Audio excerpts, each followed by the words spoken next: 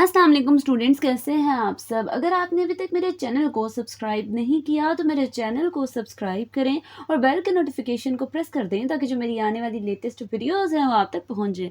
आज की जो मेरी वीडियो है इसमें मैं सप्लीमेंट्री प्रॉब्लम नंबर 45 को एक्सप्लेन करने लगी हूँ। तो सबसे पहले क्वेश्चन की स्टेटमेंट देखते हैं। स्टेटमेंट में क्या लिखा हुआ है, फाइंड डेल आर, और उसके बाद आर जो है वो मैग्नीट्यूड के साथ लिखा हुआ है और उसकी पावर जो है वो क्यूब लिखी हुई है। ठीक है, तो इस चीज़ को हम लोगों ने प्रूव करना है, सॉरी फाइंड करना है। ठीक है, तो जब भी हमारे पास वैल्यू आर आ जाती है तो हमें इतना पता है कि अब इसकी जगह हम लोगों ने पोजीशन वेक्टर लेट करना है। ठीक है, तो फर्स्ट स्टेप क्या होगा इसके सोल्यूशन का, हम लोगों ने लेट करना है जो मेरे पास पोजीशन वेक्टर आर है उसको एक्स आई कैप प्लस वाई जे कैप प्लस जेड के कैप के इक्वल लेट करना है। ठीक है, सेकेंड स्टेप ये है कि मैंने इसका मैग्नीट्यूड लेना है और हमें पता है कि जब भी हमारे पास इसका मैग्नीट्यूड लेते हैं तो square root first i cap के साथ जो नंबर है उसका स्क्वायर प्लस जे कैप के साथ जो मेरे पास वैल्यू है उसका स्क्वायर प्लस के कैप के साथ जो नंबर है उसका स्क्वायर लिख देते हैं। ठीक है, अब ये जो स्क्वायर रूट है आपकी चॉइस है, आप स्क्वायर रूट के फॉर्म में लिखें या फिर अगर इसको एक्सपोनेंशियल फॉर्म में लिखना है तो किस तरह से लिखा जाता है, 1/2 की फॉर्म में लिखा जाता है। ठीक है, ये रेडिकल फॉर्म होती है और ये इसकी क्या होती है, एक्सपोनेंशियल फॉर्म होती है। ठीक है, थर्ड स्टेप में अब हमने क्या करना है, हमने दोनों साइड्स पे क्यूब ले लेना है। क्यों? क्योंकि क्वेश्चन के अकॉर्डिंग अगर आप देखें तो पावर यहाँ पे क्या है, 3 है। सेम हम लोगों ने दोनों साइड्स पे थ्री के साथ मतलब 3 क्यूब ले लेना है। जब दोनों साइड्स पे क्यूब लूँगी तो 1 × 3 3/2 हो जाएगा और यहाँ पे आर क्यूब हो जाएगा। ठीक है, ये मेरे पास आर क्यूब की वैल्यू है। अब इसके बाद नेक्स्ट स्टेप में मैंने लिखा है as we know that del की वैल्यू मुझे पता है पार्शियल ओवर पार्शियल एक्स आई cap plus partial over partial Y जे cap plus partial over partial Z के कैप है। ठीक है, तो मैंने ये वाली वैल्यू लिखनी है। अब हम लोगों ने जो इसके बाद नेक्स्ट स्टेप होगा उसमें क्या करना है, मैंने जो मेरे पास वैल्यूज़ हैं इसको लिखना है। जैसे यहाँ पे देखें डेल और आर क्यूब है। ठीक है, डेल की जगह partial over partial x value जो पूरी वैल्यू है ये लिख दी और आर क्यूब की जगह ये जो वैल्यू फाइंड आउट की है वो लिख देनी है। ठीक है, फिर मैंने क्या करना है, पार्शियल और पार्शियल एक्स के साथ इस वैल्यू को सेपरेट लिख देना है आई कैप लास्ट पे, प्लस पार्शियल और पार्शियल वाई के साथ इस नंबर को लिख देना है और जे कैप इसके बाद में, प्लस पार्शियल और पार्शियल जेड के साथ ये वैल्यू लिखनी है और इसके साथ के कैप आ जाएगा। उसके बाद मैंने क्या करना है, मेरे पास जो पावर है, ठीक है, अगर पावर रूल अप्लाई किया जाए तो क्या आएगा, हम लोगों ने पार्शियली डिफरेंशिएट करना है विद रिस्पेक्ट टू एक्स। पहले हम लोगों ने विद रिस्पेक्ट टू एक्स करना है और सेकंड टर्म में अगर आप देखें तो क्या आएगा, विद रिस्पेक्ट टू वाई, और लास्ट टर्म में हमारे पास क्या आएगा, विद रिस्पेक्ट टू जेड। तो हम लोगों ने तीनों के अकॉर्डिंग अगर आप देखें तो क्या आएगा,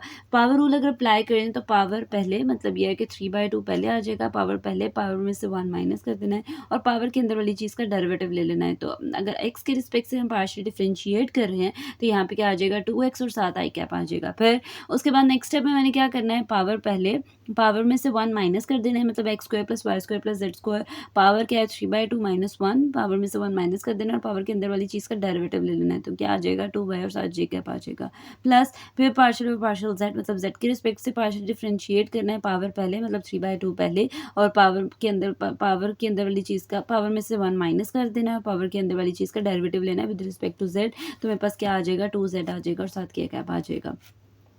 नेक्स्ट स्टेप में मैंने क्या करना है, इसका अगर एलसीएम लें तो 2 इसका एलसीएम आएगा और हम लोगों ने जो है इसको क्या लें, ऊपर अगर एक साइड पे फ्रैक्शन हो और दूसरी साइड पे ना हो तो दूसरी साइड पे जो फ्रैक्शन जो मैंने एलसीएम लिया था उसके साथ मल्टीप्लाई कर देते हैं। ठीक है, तो इस तरह से हम लोगों ने इसका एलसीएम लेना है। देखें किस तरह से आएगा, यहाँ पे मेरे पास 2 इसका एलसीएम आ गया और 3/2 था माइनस 1 था, तो 2 को फिर हमारे पास जो क्या लें जो नंबर होता है, जैसे यहाँ पे चलो मैं इसको एक्सप्लेन कर देती हूँ। जैसे यहाँ पे मेरे पास नंबर है 2, इसका एलसीएम आ जाएगा, जिसके नीचे फ्रैक्शन होती है उसको तो हम नहीं, उसको तो एज इट इज लिख देते हैं। जैसे 3 आ जाएगा, ऊपर 3 आ जाएगा क्योंकि इसके नीचे फ्रैक्शन है, 2 को 2 पे डिवाइड करें 1 आ जाएगा, 1 × 3 यही आ जाता है। लेकिन इस नंबर को इसके साथ अगेन मल्टीप्लाई कर देते हैं तो 3 2 1 टाइम क्या हो जाएगा 2, और ये मैंने इस तरह से लिख दिया 3 - 2 ऊपर और डिवाइडेड बाय 2। ठीक है, ये इस तरह से एलसीएम आता है। फिर उसके बाद बाकी स्टेप्स में भी इस तरह से ही करना है। अब 2x पहले लिख दिया, 2y भी पहले लिख दिया, 2z भी पहले लिख दिया। क्यों किया, क्योंकि 2 को 2 से कैंसिल करना है।